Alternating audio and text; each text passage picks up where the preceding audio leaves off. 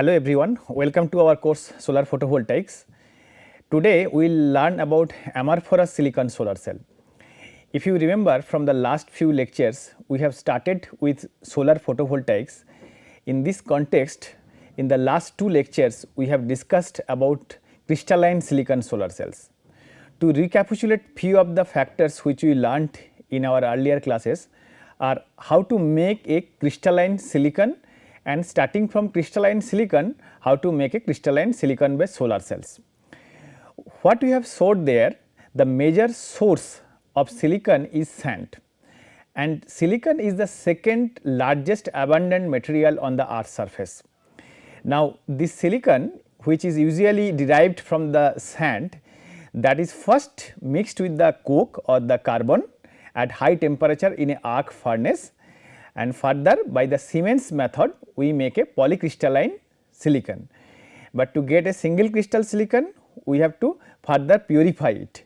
This metallurgical grade silicon, which we usually get by burning the silicon dioxide in the presence of carbon, is not that much pure for using in the silicon based solar cell industry, but it is enough for use in the steel and aluminum industry. Most of this case, this metallurgical silicon has a purity of 98%. Now, to make a chip based silicon or a optoelectronics quality silicon, what we need to do, starting from the metallurgical silicon, we need to further purify it. And how can we purify it? So, we can purify it in the by blowing it with oxygen or HCl at high temperatures, and we have seen that starting from the metallurgical grade silicon, we can get a polycrystalline silicon by Siemens method. Then further by Swarovski's method or CZ method, we can get a single crystal silicon, and from a single crystal silicon ingot, we cut it into the piece and get a thin wafer of the silicon.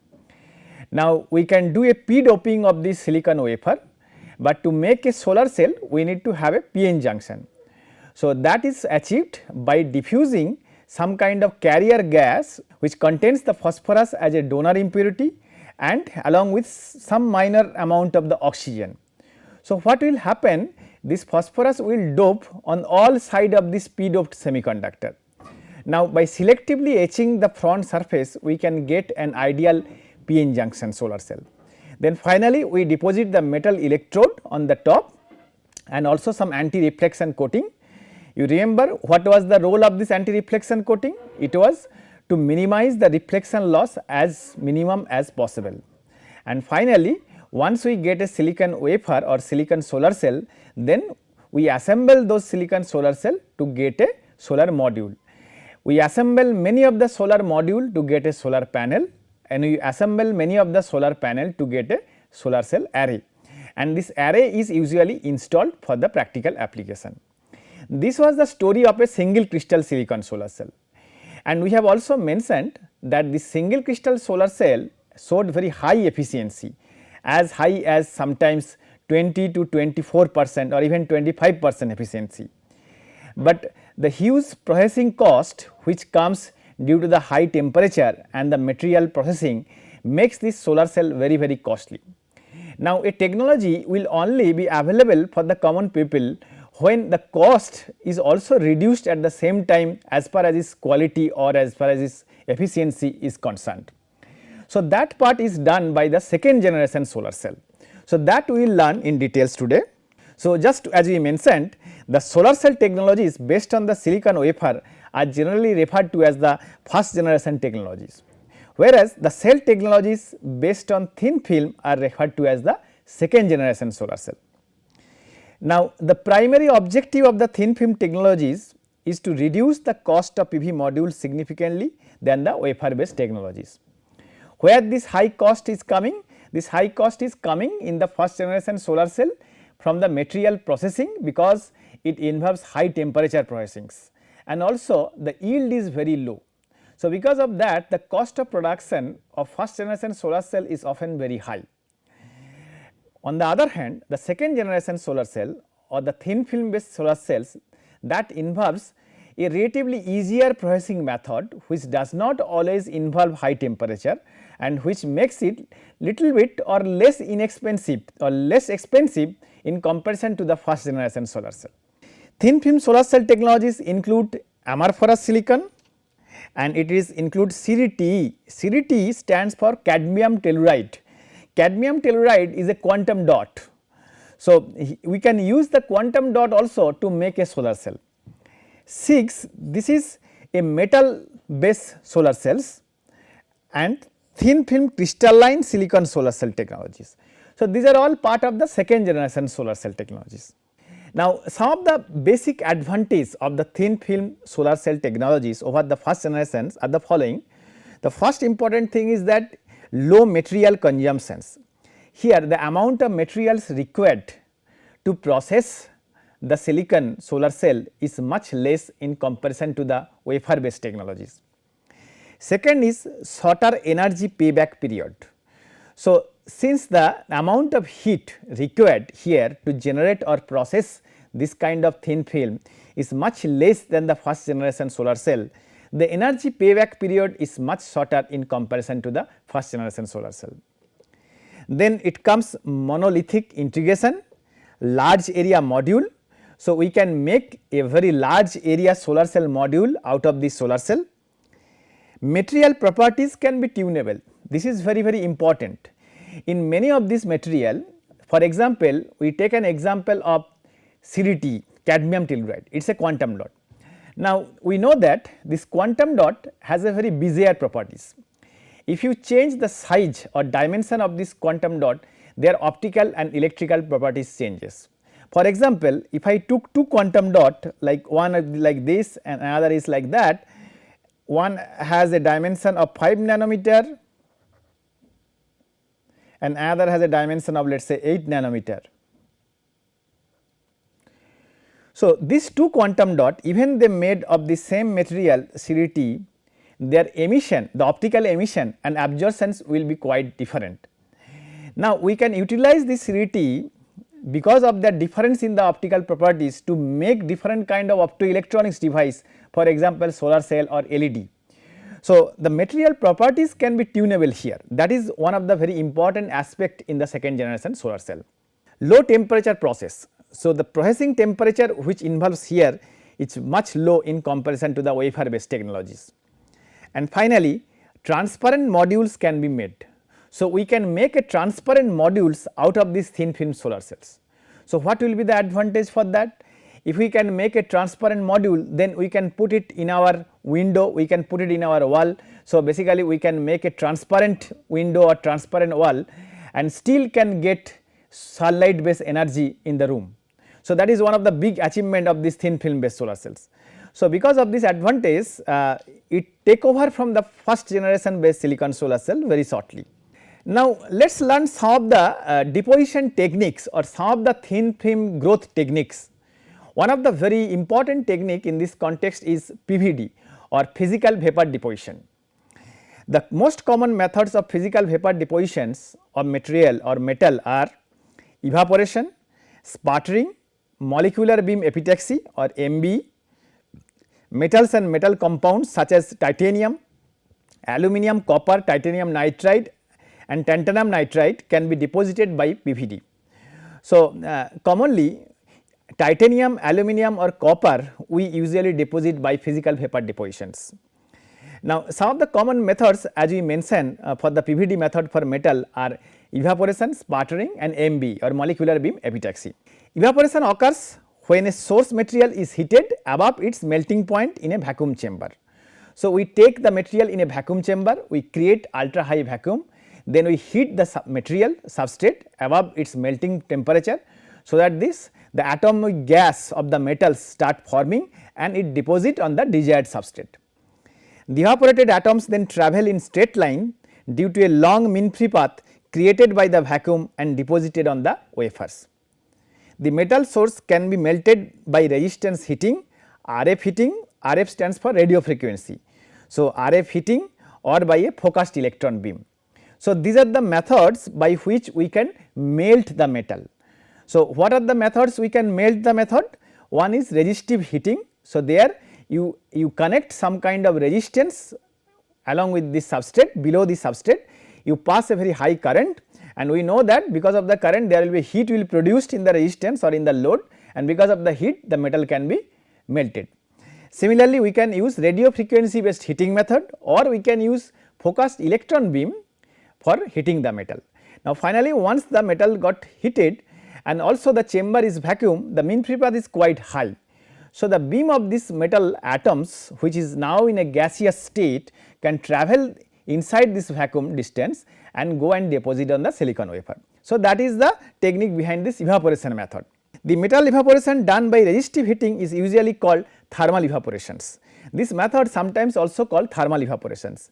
Not only for the thin film based solar cell, but also for third generation solar cell, especially for organic photovoltaics like bulk heterojunction solar cell or perovskite based solar cell. When we deposit the metal electrode on top of the active material, we use this thermal evaporation method. Let us look at the diagram of the thermal deposition systems. So, the parts or the components of the systems is shown here in this figure. As you can see there, this is a big chamber is there, the cylindrical chamber is showing here, and this chamber is connected with a vacuum pump. The role of the vacuum pump is to evacuate the air inside the chamber and create vacuum. Now, depending upon the vacuum pump, whether it is a rough pump or whether it is a turbo pump or whether it is a diffusion pump, the amount of the vacuum created inside the chamber is different. If we wanted to create a normal vacuum, something like 10 to the power minus 2 to 10 to the power minus 3 Pascal, then a rough pump will do our job. But if we wanted to go for ultra high vacuum, which is very often needed, like something like 10 to the power minus 6 or 10 to the power minus 7 bar, in that case we have to use some different kind of vacuum pump to create that much amount of high vacuum in the system. Now, you can see that there is a substrate holder that is shown in the this green color. This is the substrate holder, and the wafer on which we want to deposit the metal is kept on the substrate holder. Now, it is worthwhile to mention that in the thin film solar cell, it is the wafer which we deposit the metal, but in the case of organic solar cell, it is the solar cell itself on which we deposit the metal, or in perovskite solar cell, it is the solar cell itself on which we deposit the metal. Now, the metal piece or the metal chunk or the metal wire is kept here, and then we heat the metal by resistive heating. So, the metal melts, and then there is a shutter is there. So, the role of the shutter is that when you want the metal atom beam to go front direction, then we remove the shutter, but when you do not want the deposition, we close the shutter. It acts like a gate, and then we have to make sure that this the vacuum enclosure is properly sealed, so that there is no leak, because the deposition is not possible if the pressure is below a certain value of the pressure. And also, like if the pressure is below a certain value, what will happen, a thin insulating layer of the metal oxide will be deposited on the wafer, which we do not want. So, to remove that possibility, we have to make sure that the vacuum is enough inside the material, usually 10 to the power minus 6 to 10 to the power minus 7. The wafers here are loaded into a high vacuum chamber that is commonly pumped with either a diffusion pump, a cryo pump or a turbo pump. If you use a turbo pump, then you can achieve 10 to the power minus 2 to 10 to the power minus 3 bar pressure, but if you use a diffusion pump or a cryo pump, then you can go much lower vapor pressure. The charge or material to be deposited is located into a heat container called the crucible or boat.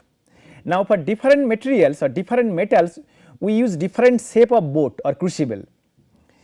It can be heated very simply by means of an embedded resistance heater and an external power supply. As the material in the crucible becomes hot, the charge gives up its vapor.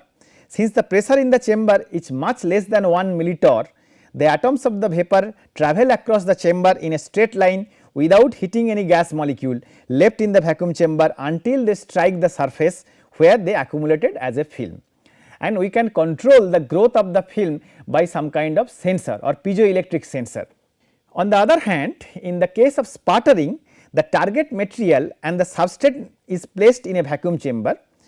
Here, as for example, we are showing this is a rectangular chamber where we have put the substrate and the target material inside this vacuum chamber, and target we call it as a cathode, let us say, and substrate which is put on another electrode, let us call it as a anode. A voltage is applied between them, so that the target is cathode and the substrate is attached to the anode. So, that means there is a potential difference has been created between the target and the substrate. A plasma is created by ionizing a sputtering gas, generally a chemically inert heavy gas like argon.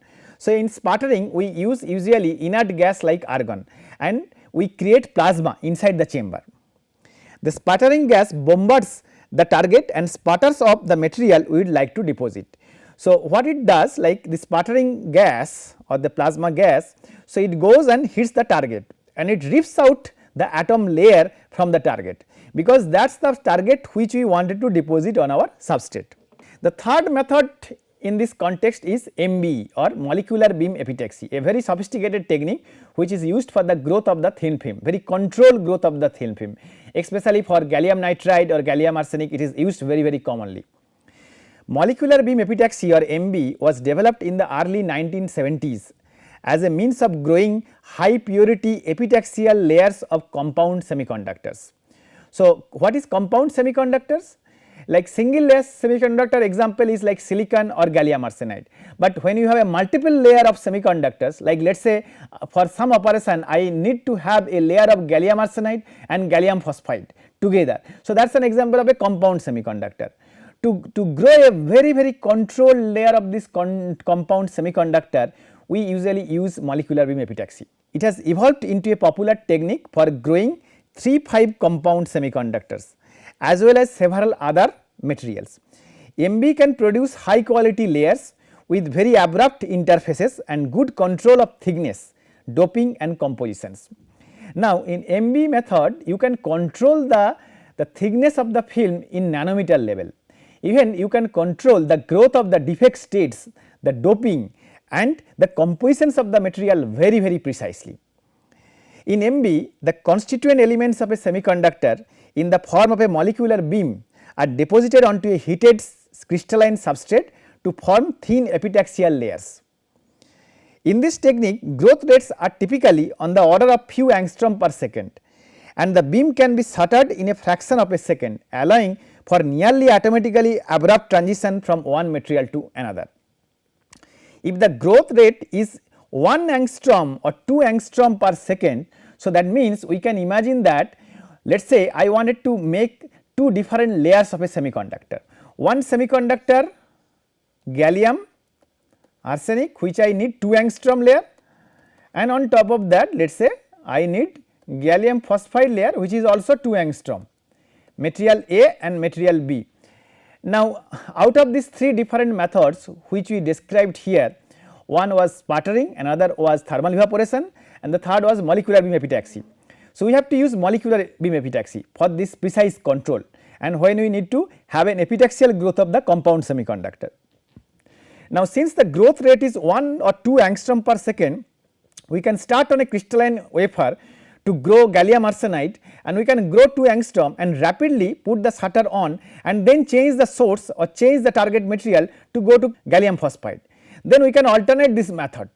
The high precision of the shutter which can be closed or open in a fraction of second and the very precise growth rate makes this possible very high precision thin film growth by the molecular beam epitaxy technique. So, the schematic diagram for the molecular beam epitaxy is shown in the following figure. As you can show that there are different source of metals or different source of semiconductors we can use here, like gallium, aluminum, indium here, and the electron gun is coming through here and the plasma goes through here, and there is an RHED screen here. Now, the load lock chamber is on the right hand side which is at 10 to the power minus 9 torr.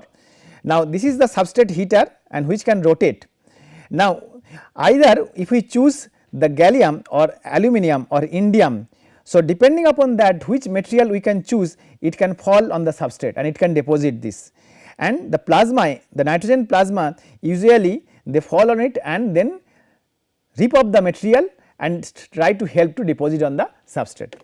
So, just like physical vapor depositions, we have also chemical vapor depositions or CVD technique. Chemical vapor depositions or CVD is widely used for depositing thin films of a large variety of materials. Application of CVD range from the fabrication of microelectronic devices, so that of the deposition of the protective coatings. So, like for making encapsulants for any kind of optoelectronics devices, CVD is the best technique. Various CVD techniques are as follows: low pressure CVD or LP CVD and atmospheric pressure CVD, plasma enhanced CVD, hot wire CVD, which is also abbreviated as HWCVD, metal organic CVD, MOCVD, or liquid phase epitaxy LP. These are all example of the various chemical vapor deposition techniques. We will discuss few of them in details. The first thing is that low pressure CVD. In LP CVD, what we use, this is used as a manufacturing process of the depositions of the thin films on semiconductor, usually ranging from few nanometers to only micrometers. So, based on how much thickness we want to get from our target material, we choose what kind of CVD method we will use, or depending upon what kind of material or what kind of precision we want or our end goal, we choose like what kind of CVD methods will be suitable for our job.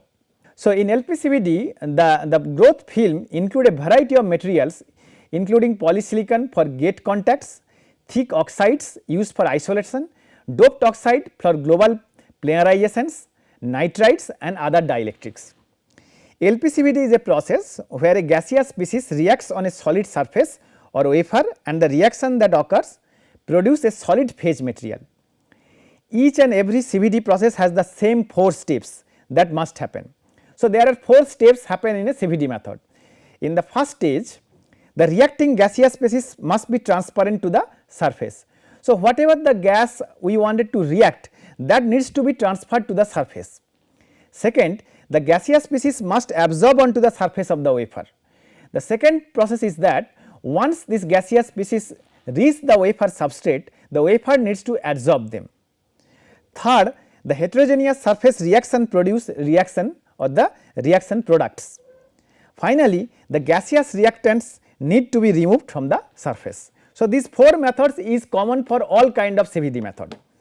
For example, here the low pressure CVD technique is shown, as you can see there.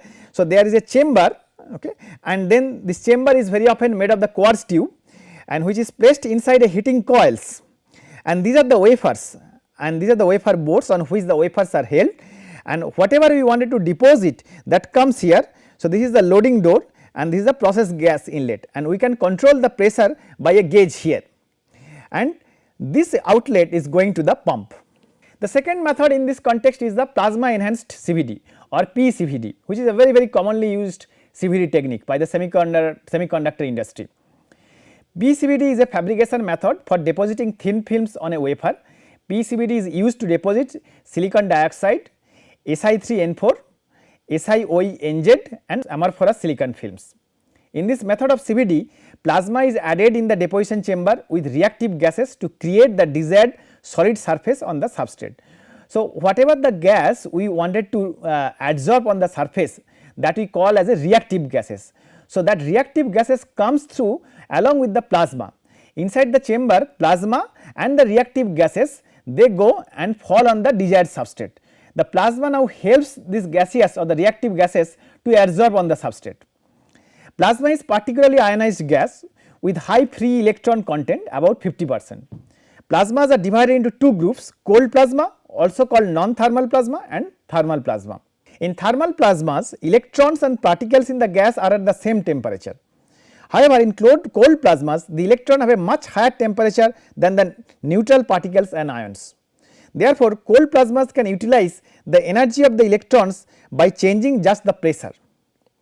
This allows a PECVD system to operate at low temperature between 100 to 400 degrees Celsius.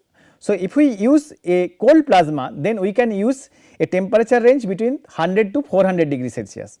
And in cold plasma, what happens, the electrons have a much higher energy than the particles and ions. So, that the cold plasma can utilize the energy of the electron by exchanging and by just changing the pressure. Here we are showing a schematic diagram of the plasma enhanced CVD. You can show that we create the plasma here, and this is the cathode, which is a shower head cathode, and the susceptor or the chunk is the anode. So, these 2 cathode and anode has been connected to a voltage supply, so that we can create a potential difference, and the sample substrate on which we want to deposit, that is placed on the anode. Now, the plasma that also contains the reactive gases. Now, the gases comes from this inlet, okay, and there is a radio frequency which is used here, and then whatever this gas which you wanted to react on the substrate or on the sample substrate, that comes through here. Now, the plasma helps in this process and it goes and then it deposit or react on the sample substrate. The next method is the hot wire CVD. In this deposition technique, the energy for the dissociation of the source gas is provided by a hot filament, which is made either of tungsten or tantalum. The filaments are heated up to a very high temperature, more than 1600 degrees Celsius. The dissociation of the gas molecules occur by the catalytic reaction of a hot filament. The substrate is kept at a close vicinity of the filament. The equipment for HWCVD can be made in a way similar to the PECVD tool. Here the RF electrode of the PECVD should be replaced by the filament. So, hot wire CVD is same like PECVD, only difference is that instead of the RF we have here the wire coil which actually hits the substrate. You can see here the same thing, we put a filaments and which is controlled by a shutter, and then we have the gas supply, and then we have a cathode and anode, and whatever the substrate we wanted to put, that comes through and the reactive gases goes through there and react on the substrate and deposit on the substrate. Then metal organic CVD. The growth of thin layers of compound semiconducting materials by the co-prolysis of various combination of organometallic compounds and hybrids, known generally as metal organic CVD. Metal organic vapor phase epitaxy or MOVP, also known as organometallic vapor phase epitaxy OMVP, or metal organic chemical vapor depositions, these are all synonymous. In MOCVD technique, the ultra pure gas are injected into the reactor and finally closed to deposit a very thin layer of atoms onto a semiconducting wafer. Surface reaction of organic compounds or metal organics and hydride containing the required chemical elements creates condition for crystalline growth, epitaxy of materials and compound semiconductors. Unlike traditional silicon semiconductor, these semiconductors may contain combination of group 3 and group 5, group 2 and group 6, group 4 or group 6, or group 5 and group 6 elements, for example like that. Now, some of the common features of the thin film technologies is that in the thin film technologies we very often use a transport conductive oxide or TCO for light trapping. Now, what is this TCO or the transport conductive oxide? In case of mono or multicrystalline silicon wafer based solar cell, the collection of the charge carriers at front metal contact is done using finger bus bar contact arrangement. This is not the case with the thin film technology. You remember when we have learnt about the single crystal silicon solar cell, we have shown that we use a finger kind of electrode for making a metal electrode, but in the case of the thin film technology we do not use finger electrode.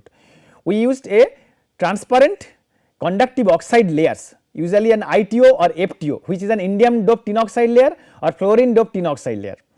Here the function of the continuous but transparent metal contact is fulfilled by the transparent conductive oxide or TCO.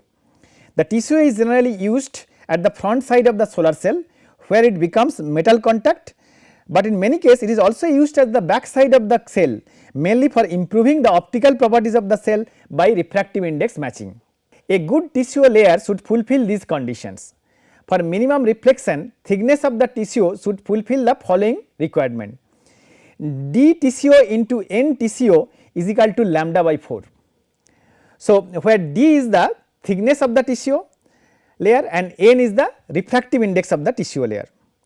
Now, the thickness of the TCO layer times the refractive index of the TCO layer should be equal to the lambda divided by 4. Now, conductivity of the TCO layer should also be as high as possible. Now, what are the different types of the TCO? The several types of TCO layers are used in solar cells.